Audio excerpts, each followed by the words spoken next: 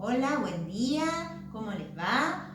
Hoy vamos a practicar juntos el sonido de las letras. Ustedes desde casa y yo acá en mi casa. A ver. A, B, K, V, E, G. Sin sonido, es muda. I,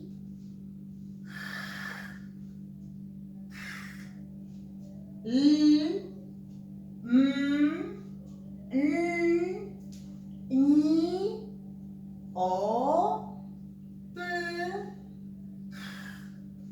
R, S, T, U, V, U, X.